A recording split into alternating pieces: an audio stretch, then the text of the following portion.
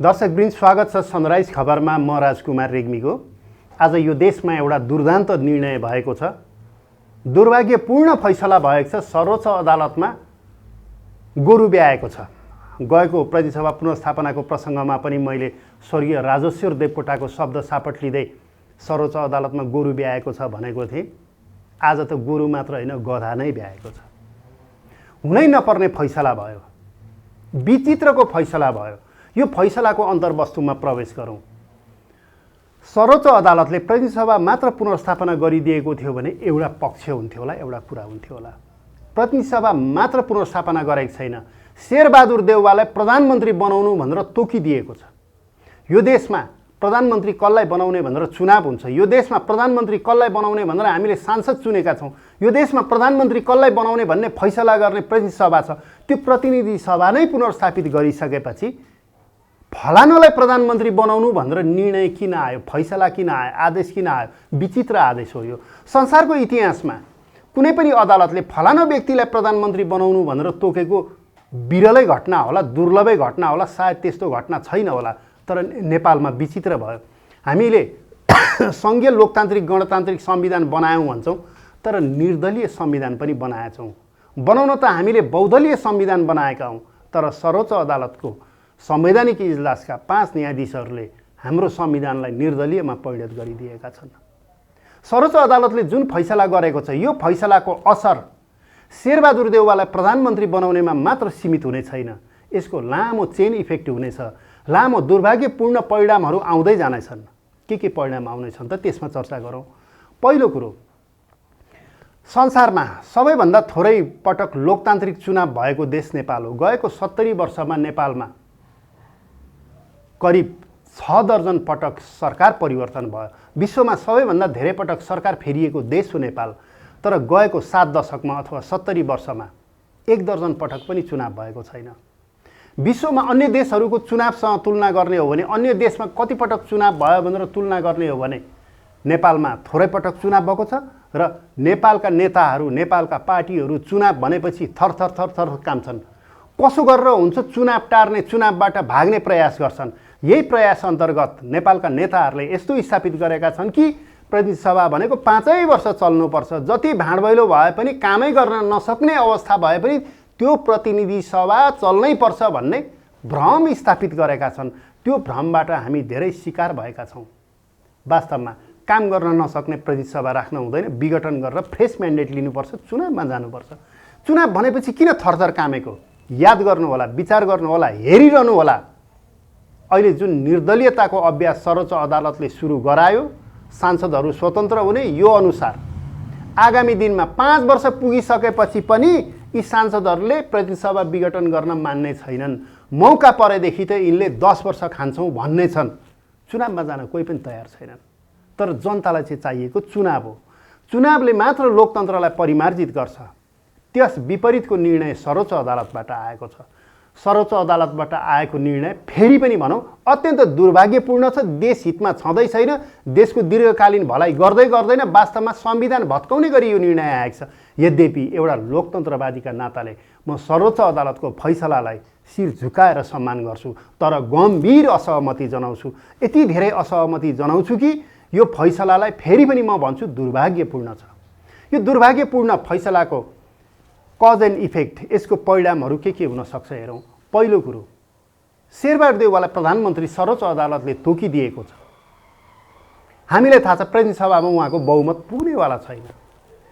बहुमत पुग्दैन भन्ने बुझ्दा बुझ्दै पनि उहाँलाई प्रधानमन्त्री नियुक्त सर्वोच्च अदालतले गरिदियो। ल ठिक छ, शेरबहादुर देउवा भोलि प्रधानमन्त्री हुनु होला, सरकार चलाउनु होला, तर उहाँ अत्यन्त निरीह र कमजोर प्रधानमन्त्री बन्नुहुनेछ। कसरी बन्नुहुनेछ? कसरी भने पुष्पकमल दाहाल प्रचण्ड जस्ता अस्थिरतावादी एउटा चक्का, माधव कुमार नेपाल जस्ता अराजकतावादी अस्थिरतावादी अर्को चक्का। यस्ता दुईटा चक्का भएको रथमा शेरबहादुर देउवा सवार हुँदै हुनुहुन्छ। त्यति मात्र होइन, उहाँ कुनै राजनीतिक दलको समर्थनमा प्रधानमन्त्री बनिरहनु भएको छैन। सर्वोच्च अदालतका 5 न्यायाधीश र निर्दलीय सांसदहरूको आधारमा उहाँ प्रधानमन्त्री बन्न गइरहनु भएको छ। सर्वोच्च अदालतले भन्यो सांसदहरूलाई व्हिप लाग्दैन। संविधानको धारा 76 को उपधारा 5 मा आइपुगेपछि सांसदलाई व्हिप लाग्दैन, सांसद निर्दलीय हुन्छन्। सांसद निर्दलीय हुनुको परिणाम के हुन्छ? सामान्य चर्चा गरौँ। अहिलेको अवस्था के हो भने दलको अधीनमा सांसद हुन्छन्। सांसदले स्वतन्त्र निर्णय गर्न पाउँदैनन्, दलले निर्णय गर्नुपर्छ। जब सांसदले स्वतन्त्र निर्णय गर्न पाउँछन् अथवा कुनै राजनीतिक दलमा अराजकता सिर्जना हुन्छ, त्यसबेला सांसद खसी बाख्रा जसरी, भेडा बाख्रा जसरी लिलाम हुन्छन्। यो दर्दनाक दृश्य हामीले उहिले देखिसकेका छौँ। पहिला नेपालले भोगिसकेको छ। एक सिट भएका मानिस, एक सिट मात्र सांसद भएको पार्टीले प्रधानमन्त्रीलाई ब्ल्याकमेलिङ गरेको, राज्य सत्ताको दोहन गरेको हामीले दुर्दान्त दृश्यहरू विगतमा देखिसकेका छौँ, भोगिसकेका छौँ। 2 सिट भएको पार्टीले देश हल्लाउने, सरकार हल्लाउने हामीले देखिसकेका छौँ। त्यो 1-2 सिट पनि समानुपातिकबाट पाएको सिट। त्यस्तो अवस्था हामीले भोगिसक्यौँ। भनेको प्रधानमन्त्री बलियो हुनुपर्छ। देशको, हाम्रो जस्तो देशलाई बलियो प्रधानमन्त्री चाहिन्छ, शक्तिशाली प्रधानमन्त्री चाहिन्छ, दह्रो खुट्टा भएको प्रधानमन्त्री चाहिन्छ, दह्रो मुट्ठी भएको प्रधानमन्त्री चाहिन्छ र दह्रो मुटु भएको प्रधानमन्त्री चाहिन्छ। शेरबहादुर देउवामा त्यो सम्भव छैन। व्यक्तिगत रूपमा उहाँ सक्षम हुनुहोला, असक्षम हुनुहोला, उहाँको मुटु कत्रो छ त्यो अलग कुरो होला, तर सर्वोच्च अदालतले जसरी उहाँलाई प्रधानमन्त्री बनाइदियो, उहाँलाई एउटा बुख्याचा प्रधानमन्त्री बनाइदियो। स्वतन्त्र सांसदहरूलाई कजाउँदै रिजाउँदै बस्नुपर्ने हरेक सांसदहरूलाई खल्तीबाट खुसी पार्दै प्रधानमन्त्रीमा टिक्नुपर्ने प्रधानमन्त्री बनाइदियो। हामीलाई काम गर्ने प्रधानमन्त्री चाहिएको। केपी ओलीको प्रसङ्गमा पनि मैले बारम्बार भन्ने गरेको थिएँ, केपी ओलीलाई काम गर्न देऊ, काम गर्न दिनुपर्छ, प्रधानमन्त्रीलाई काम गर्न दिनुपर्छ। भोलि शेरबहादुर देउवा प्रधानमन्त्री बन्नु होला, उहाँलाई पनि काम गर्न दिनुपर्छ। तर काम गर्न यी सांसदहरूले दिनेवाला छैनन्। प्रचण्ड, माधव नेपालले नै दिनेवाला हुनुहुन्न। रातो दिन ब्ल्याकमेलिङको शिकार बन्नुपर्नेछ प्रधानमन्त्रीले, भोलिका प्रधानमन्त्रीले, शेरबहादुर देउवाले। हिजो अस्ति पनि हामीले देखेकै हो त, प्रधानमन्त्री केपी शर्मा ओलीलाई यी स्वार्थी समूहले निरन्तर ब्ल्याकमेलिङको प्रयास गरेको होइनन् र? हामीले देखेकै हो त। सत्ताबाट अतिरिक्त लाभ लिन सक्ने, चाहने शक्तिहरूले प्रधानमन्त्रीलाई बलियो हुन कहिले दिँदैनन्। हाम्रो देशको चाहना हो बलियो प्रधानमन्त्री, तर सर्वोच्च अदालतले दियो हामीलाई निर्दलीय प्रधानमन्त्री। यो संविधानमा व्यवस्थै नभएको चिज दियो। नेपालको संविधानले निर्दलीयताको परिकल्पनै गर्दैन। नेपालको कुनै पनि कानुनले निर्दलीयताको परिकल्पनै गर्दैन। नेपालको संविधानले सांसद निर्दलीय हुने, मनलागी गर्ने, लिलाम हुन पाउने, बिक्री हुन पाउने परिकल्पनै गरेको छैन। त्यस विपरीत सर्वोच्च अदालतले आज फैसला दिएको छ। यो फैसलाबाट देशले धेरै लामो समय रुनुपर्नेछ। वास्तवमा भन्यो भने सर्वोच्चको अदालतको फैसला संविधान भत्काउने फैसला हो, तर हामीले संविधान भत्काउन दिनु हुँदैन। सर्वोच्च अदालतको यो फैसलालाई कुनै न कुनै रूपमा सच्याउन दलहरूले ठुलो एकता गर्नुपर्नेछ, ठुलो सङ्घर्ष गर्नुपर्नेछ। अर्को कुरो पनि याद गरौँ, आज शेरबहादुर देउवा निर्दलीय आधारमा प्रधानमन्त्री बन्दै हुनुहुन्छ।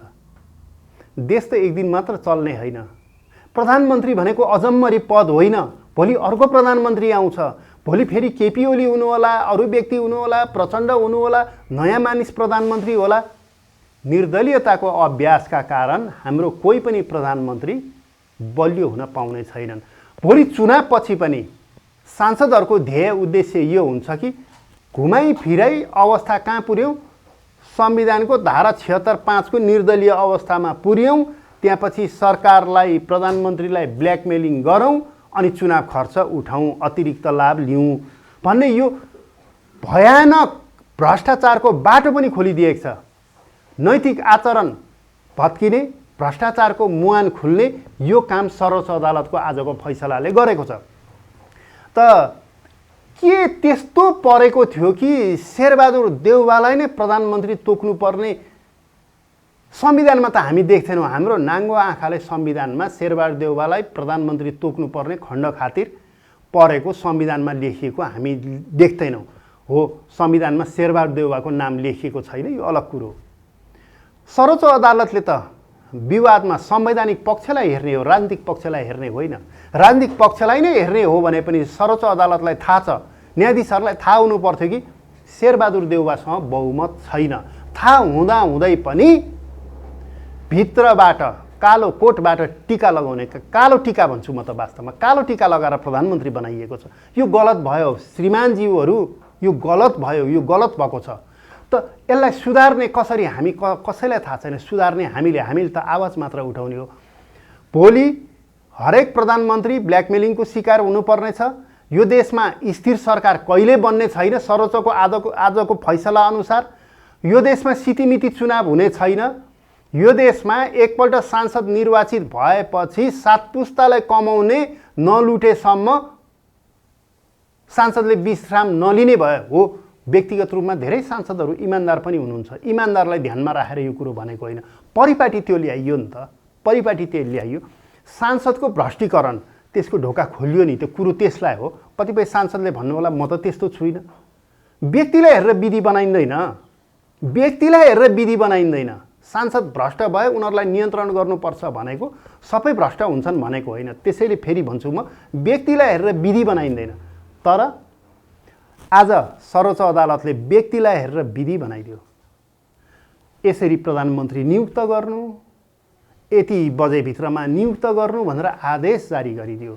र नेपालको संविधानमा राष्ट्रपतिले, प्रतिनिधिसभाले भनेको राष्ट्रपतिले शपथ गराएको प्रधानमन्त्रीको मात्रै व्यवस्था छ। यहाँ त विचित्र भयो त। सर्वोच्च अदालतले छानेको प्रधानमन्त्रीलाई शपथ ग्रहण कसरी, कुन विधिबाट गराइँदो रहेछ त्यो पनि हामीले हेर्न बाँकी छ। र यो दुर्भाग्यपूर्ण अब राजनीतिक दिनको सुरुवात भएको छ। अब राजनीतिक स्थिरता हुँदैन। अब राजनीतिक स्थिरता गर्ने हो भने चुनाव नै हो। चुनावमा जान कोही तयार हुँदैनन्, सांसदहरू विशेष गरी। किनभने अब त दल भनेर भएन नि त, सांसदहरू स्वतन्त्र भयो नि त। सर्वोच्च अदालत त सांसदहरूको घाँटीमा लागेको ट्याग जुन छ, दलीय ट्याग, त्यो खोलिदियो। हिजो निर्वाचित हुँदा दलको तर्फबाट निर्वाचित भए ती सबै सांसदलाई दलीय ट्याग सर्वोच्च अदालतले झिक्टेको छ। हामीले हिजो भोट दिँदा काङ्ग्रेस भनेर दियौँ, एमाले भनेर दियौँ, अरू पार्टी भनेर दियौँ, माओवादी भनेर भोट दियौँ। तर हामी सबैको भोट सर्वोच्च अदालतले बदर गरेर सबै सांसदलाई निर्दलीय बनाइदिएको छ।